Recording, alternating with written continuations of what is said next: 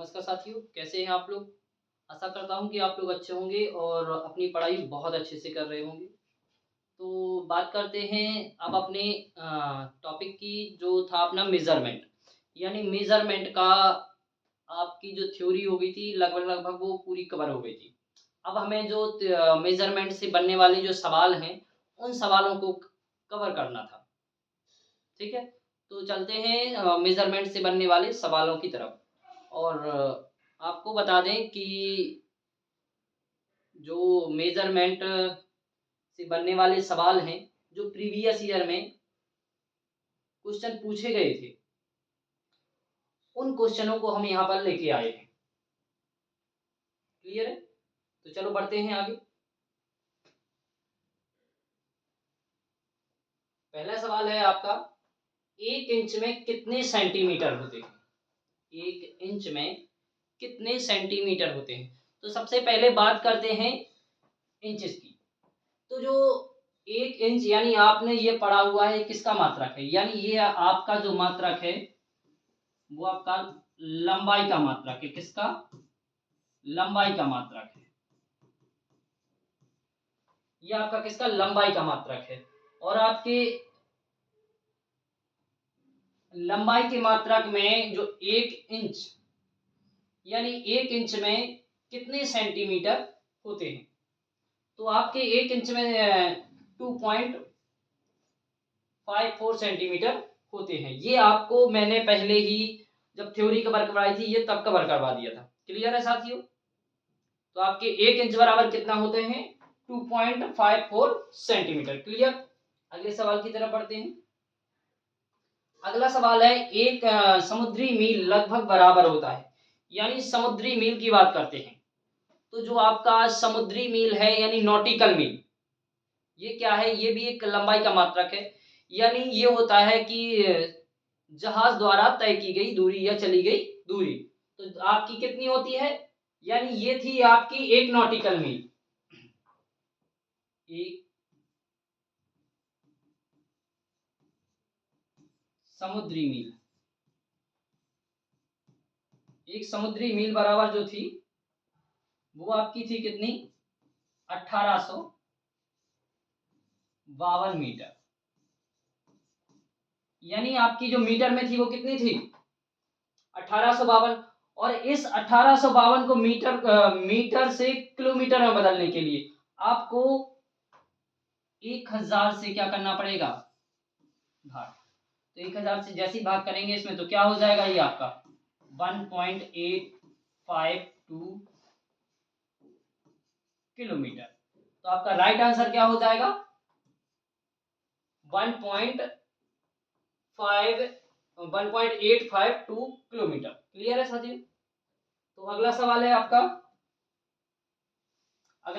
आपका, एक पाउंड कितने किलोग्राम के बराबर होता है?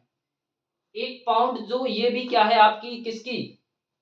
जो पाउंड है आपका, ये भी किसकी? द्रव्यमान का मात्रक है। किसका? ये द्रव्यमान का मात्रक है। तो द्रव्यमान के इस मात्रक में आपने यानी पाउंड को किससे? एलवी से डोनेट किया, दर्शाया जाता है। किससे दर्शाया जाता है? एलवी से।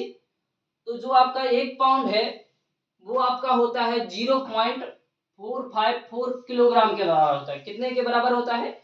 यानी 1 पाउंड बराबर होता है 0.454 किलोग्राम।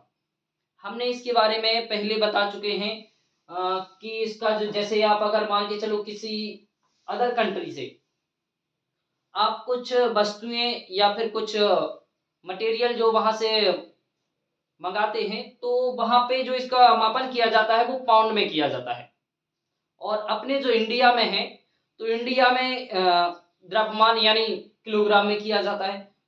तो किलोग्राम, इनका रिलेशन दिखाने के लिए, यानी 1 पाउंड बराबर कितना होता है? 1 पाउंड बराबर आपका होता है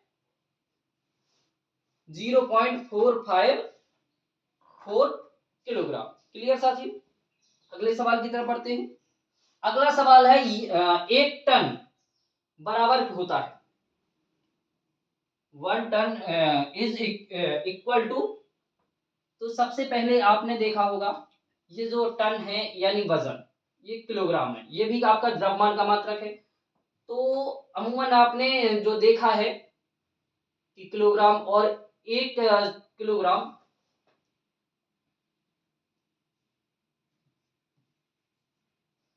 यानी 1000 ग्राम, 1000 ग्राम जो होता है वो किसके बराबर होता है? इक्वल टू 1 किलोग्राम के, 1 किलोग्राम। और 100 किलोग्राम, 100 किलोग्राम इक्वल टू क्या होता है? 1 क्विंटल।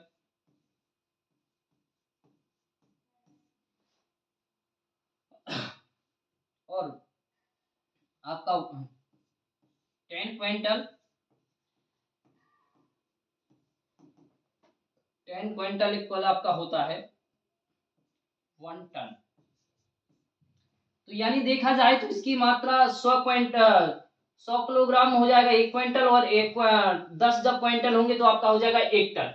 लेकिन ये जो बात अभी चल रही है, ये बात चल रही है सिर्फ अपने मीट्रिक टन की। यानी 1 टन बराबर, 1 टन बराबर, 1 टन बराबर जो वैल्यू होगी, 1 टन बराबर वैल्यू होगी 1000 किलोग्राम। लेकिन ये किस में होगी? मीट्रिक में। किसमें? ये मीट्रिक की होगी। और यहां पर लिखा है यूएस टन। क्या लिखा है यहां पर?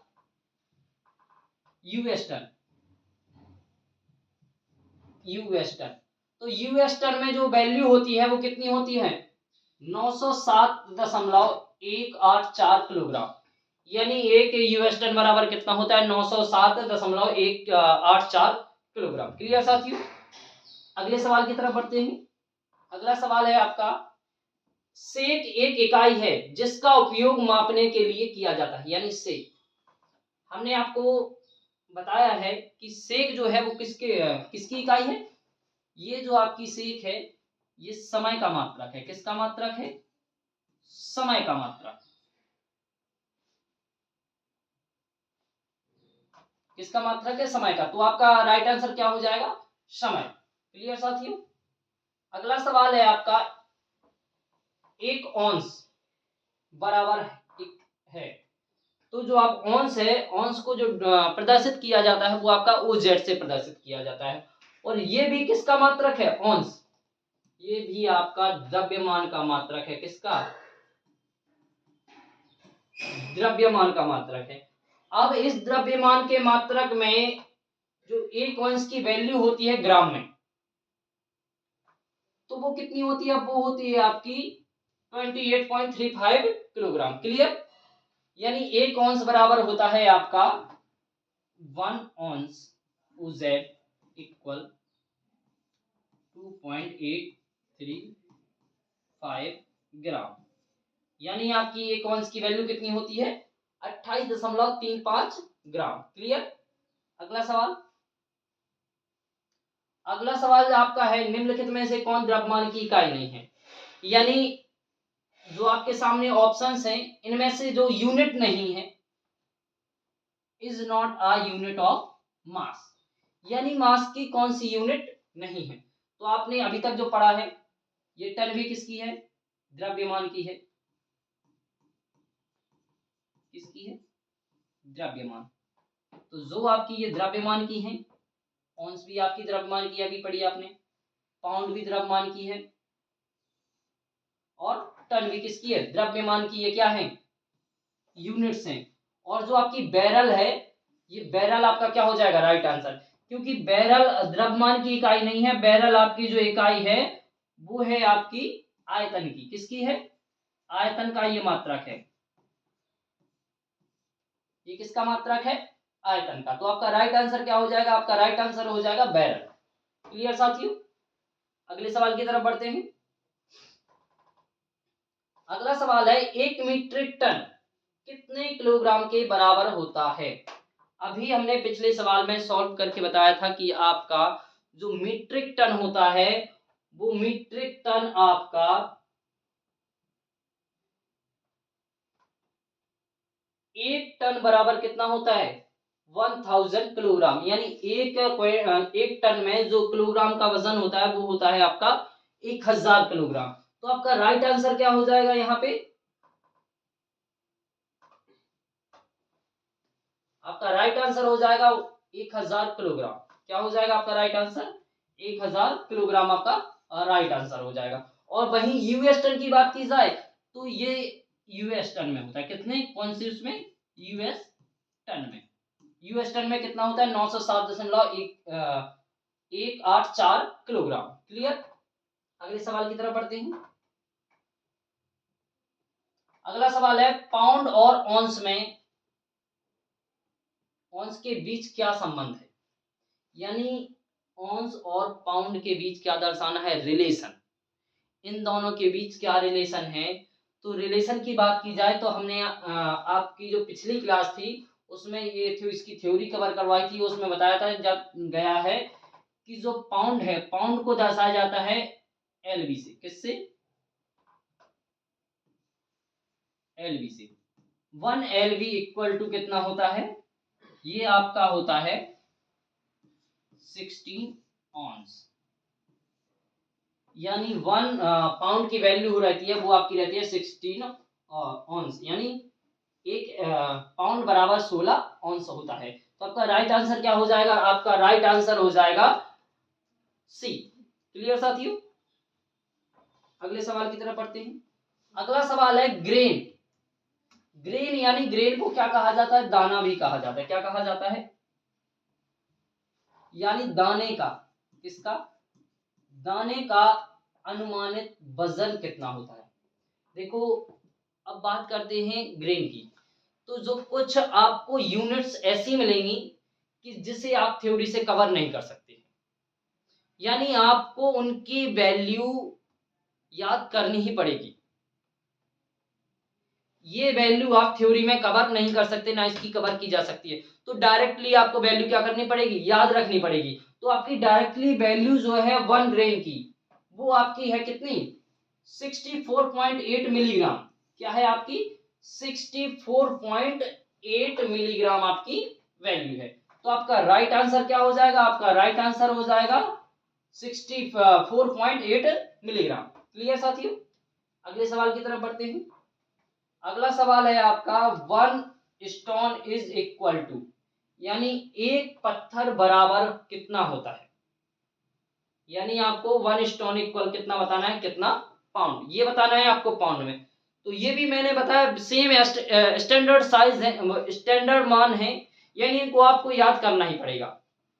तो इनको याद करने के लिए हम आपको इसका बता दें कि इसका राइट आंसर जो है वो राइट आंसर क्या हो जाएगा 14 पाउंड, यानी एक पत्थर जो आपका इक्वल है वो कितने के 14 पाउंड के बराबर होता है। क्लियर। क्लियर साथियों। अगले सवाल की तरफ बढ़े। तो अगला सवाल है 1 लीग, यानी 1 लीग ये भी किसका मात्रक है, आपका जो लीग है ये भी आपका किसका मात्रक है, ये भी आपका लंबाई का मात्रक है। किसका,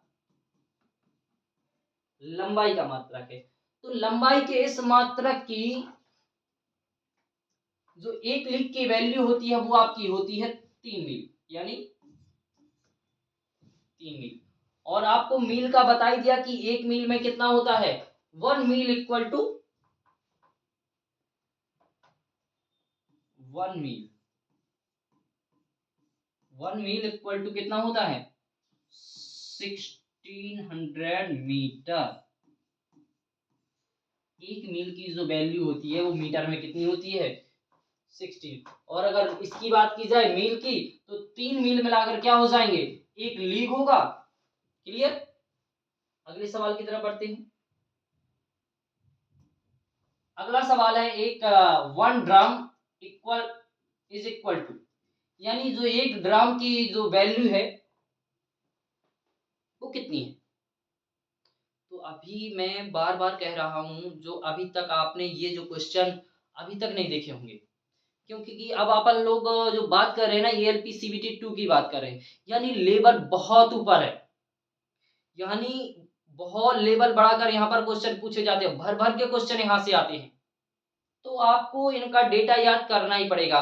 और अगर आप जो आपने ALP CBT 1 में पढ़ा है, आप सोचें कि वैसा ही पेपर आएगा, तो आप बहुत बड़ी गलती कर रहे हैं। इसलिए मेरा आपसे बार बार कहना है कि आपको ये वैल्यू याद करनी ही पड़ेंगी। तो इसका जो इसकी 1 ड्रम की वैल्यू होती है वो कितनी होती है? 1 ड्रम की वैल्यू होती है 0.35 ग्राम। तो आपका राइट आंसर क्या है? राइट आंसर है आपका 0.35 ग्राम। क्लियर साथियों? अगले सवाल की तरफ बढ़ते हैं। अगला सवाल है 1 इंच में कितने मिलीमीटर होते हैं, यानी 1 इंच में कितने mm होते हैं।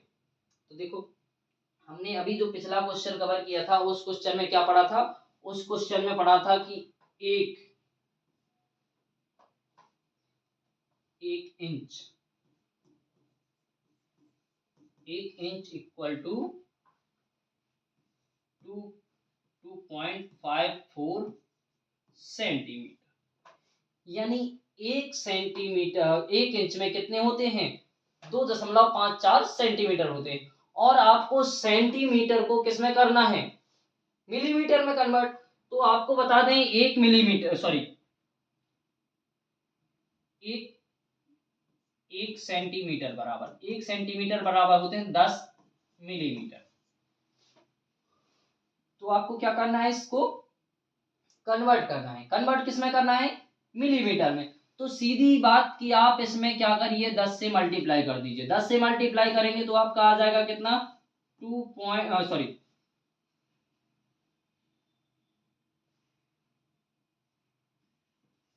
25.4 मिलीमीटर। या फिर आपने जो पहले भी मैंने आपको बताया था कि जिसको बदलना है वो ऊपर, और जिसमें बदलना है वो आपका क्या कर देंगे? नीचे। तो आप इसको इस तरीके से भी कर सकते हैं, ठीक है। लेकिन फिलहाल आपका राइट आंसर क्या हो जाएगा? राइट आंसर हो जाएगा आपका 25.4 mm। क्लियर साथियों? अगले सवाल की तरफ बढ़ते हैं। अगला सवाल है आपका 1 मील इक्वलेंट टू, यानी आपका 1 मील के बराबर कितना फीट होता है। यानी अभी जो आपको बताई थी कि 1 मील की जो वैल्यू होती है, 1 मील की वैल्यू कितनी होती है? 1 मील की वैल्यू होती है आपकी 1600 मीटर, यानी 1 मील इक्वल 1600 मीटर। तो आपकी कितनी वैल्यू हो रही? 1600 मीटर। किसकी? 1 मील की वैल्यू। और अब इसको आपको किस में कन्वर्ट करना है? इसको आपको कन्वर्ट करना है फीट में।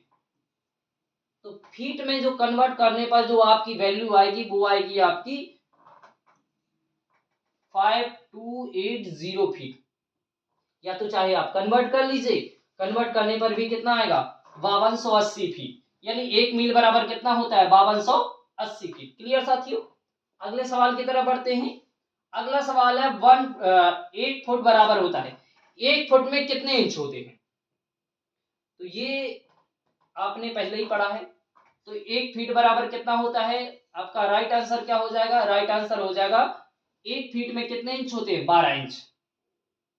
कितने इंच होते हैं? 12 इंच। तो आपका राइट आंसर क्या हो जाएगा? 12 इंच। क्लियर साथियों? अगले सवाल की तरफ बढ़े। अगला सवाल है 1 यार्ड कितने फुट के बराबर होता है, यानी 1 यार्ड में कितने फीट जो डिस्टेंस रहती है। तो यार्ड जो अभी आपने अभी तक वो क्या बोलते हैं, एक क्वेश्चन हमने पहले भी किया था, लीग। जो लीग में क्या पढ़ रहे थे अपन लोग? मील। और मील से पहले एक और था आपका क्वेश्चन, ये कहाँ गया, शायद अभी नहीं हुआ, तो आगे आएगा। तो यानी 1 यार्ड की जो वैल्यू होती है वो फीट में कितनी होती है? वो आपकी होती है 3 फीट। कितनी होती है? 1 यार्ड में 3 फीट वैल्यू रहती है। ये यार्ड आपने अगर सुना होगा कहीं नाम, अगर इसका उपयोग कहाँ होता है? वैसे अमूमन नहीं किया जाता है, लेकिन एक जगह इसका प्रयोग बहुत ज्यादा किया जाता है, वो है आपका क्रिकेट ग्राउंड। क्रिकेट ग्राउंड में, जो लोग क्रिकेट खेलते हैं ना, क्रिकेट ग्राउंड में इसका क्या किया जाता है, प्रयोग किया जाता है। एक यहाँ पर जैसे ये आपकी पिच है, यहाँ पर जब आप खेलते हैं, इसके बाद एक छोटा सर्कल होता है, सर्कल होता है कुछ इस तरीके का, और एक जो रहता है वो आपका रहता है बिल्कुल बाहर, कुछ इस तरीके से। तो ये जो रहता है, ये डिस्टेंस यहां से यहां तक की, सॉरी यहां से नहीं,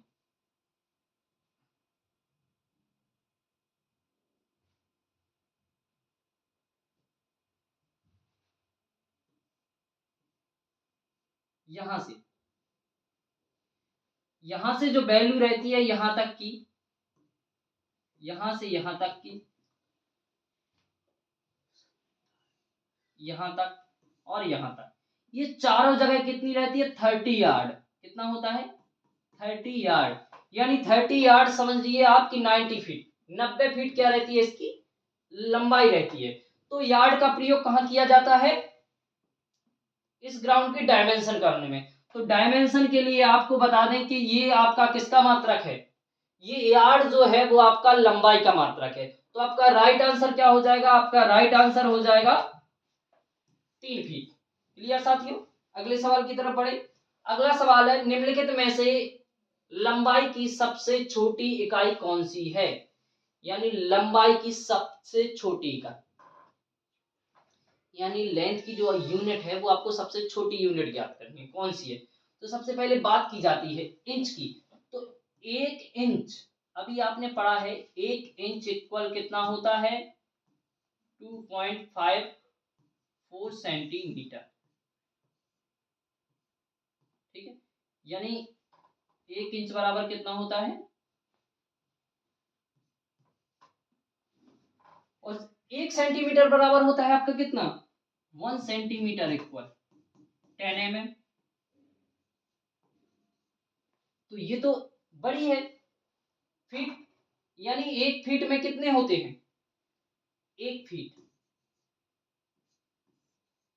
1 फीट में जो आपकी वैल्यू रहती है वो 12 इंच होते हैं। 1 मिलीमीटर, यानी मिलीमीटर और यार्ड, यार्ड में तो आपको पता ही है, मैंने बता दिया कि एक यार्ड में कितने 3 फीट होते हैं। तो ये इनमें से ये सबसे बड़ी हो जाएगी, उससे छोटी फीट हो जाएगी, फिर उससे छोटी इंच। लेकिन आपका जो राइट आंसर होगा वो आपका राइट आंसर क्या हो जाएगा, आपका राइट आंसर हो जाएगा मिलीमीटर। यानी मिलीमीटर क्या है, मिलीमीटर आपकी सबसे छोटी इकाई है किसकी, लंबाई की। क्लियर साथियों, अगले सवाल की तरफ बढ़ते हैं। अगला सवाल है, एक फरलांग बराबर होता है, यानी एक फरलांग की जो वैल्यू होती है वो कितने फीट होती है। तो आपकी एक फरलांग की जो वैल्यू होती है वो आपकी होती है 660 फीट।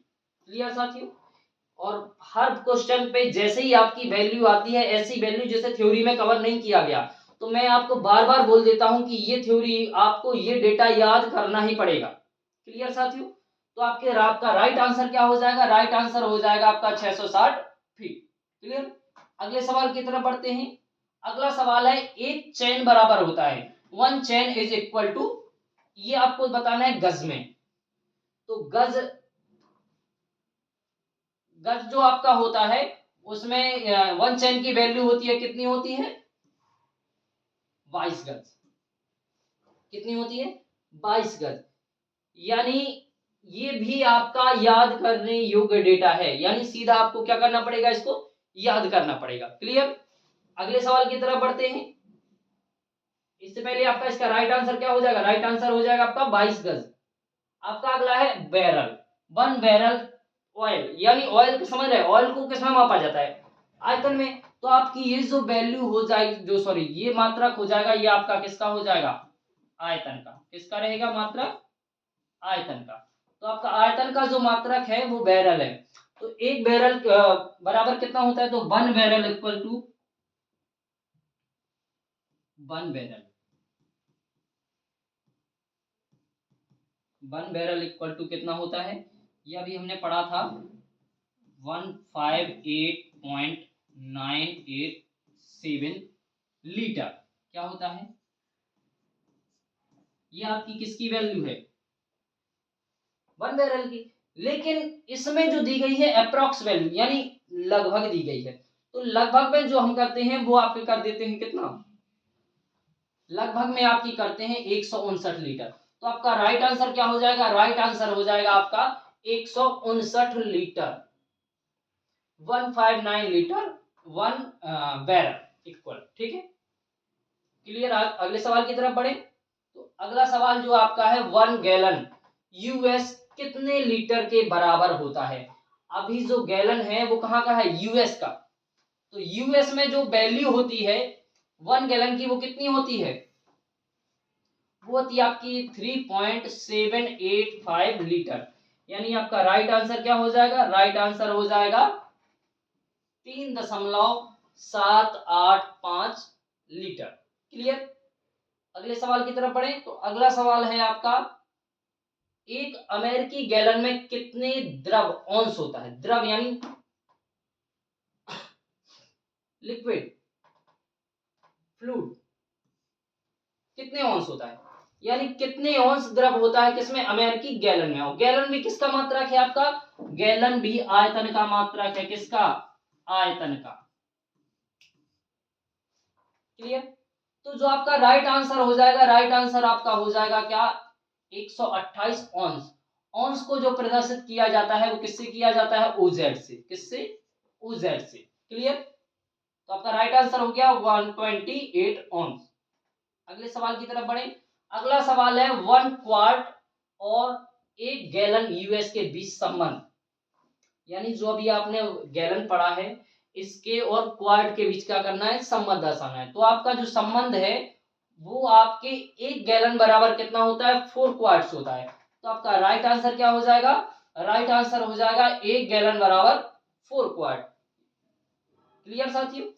ये भी आपका याद करने योग्य डेटा है, आपको यानी याद करना पड़ेगा, याद करना होगा ये डेटा।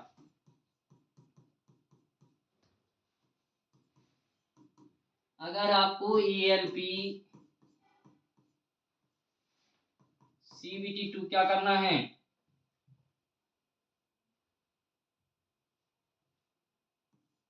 CBT2 क्वालिफाई करना है,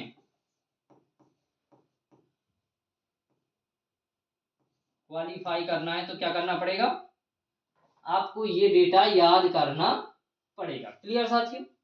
अगले सवाल की तरफ बढ़ते हैं। अगला सवाल है आपका, 1 लीटर लगभग कितने घन सेंटीमीटर के बराबर होता है, 1 लीटर में कितने घन सेंटीमीटर होते हैं।